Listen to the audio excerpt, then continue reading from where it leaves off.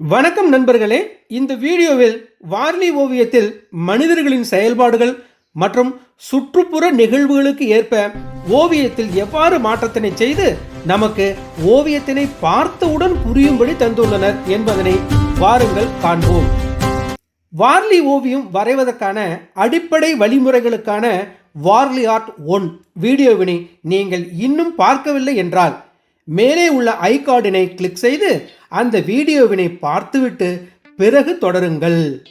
இனி மனிதர்களின் ஒவ்வொரு பாவனைக்குமான வார்லி ஓவியங்களை ஒன்றன் பின் ஒன்றாக பார்த்து கற்றுக்கொள்வோம்.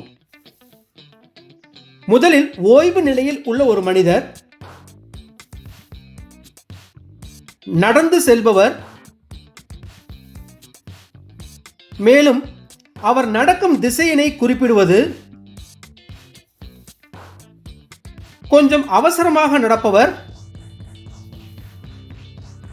மற்றும் ஓடுபவர் என எப்படி வேறுபடுத்தியுள்ளனர் என்று பாருங்கள். உடற்பயிற்சி செய்பவர்கள், யோகாசனம் செய்பவர்கள், அன்றாட வீட்டு வேலைகள் மற்றும் குழந்தைகளை பராமரித்தல்,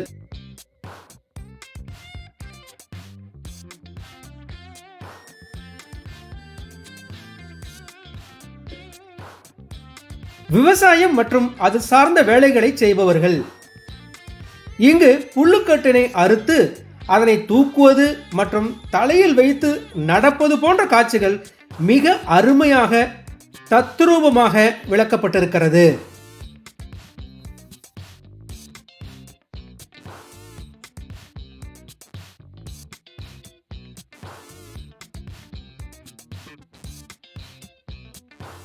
இசைக்கருவிகளை பயன்படுத்தி இசைத்தல்,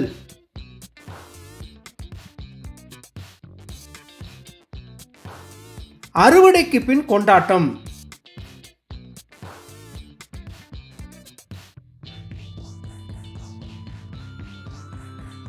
விளையாட்டு மற்றும் நண்பர்களோடு பழகுதல்,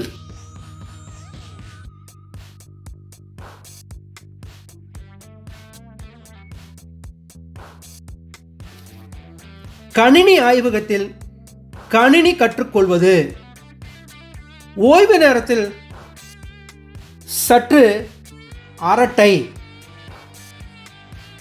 கடவுளின் வடிவங்கள்,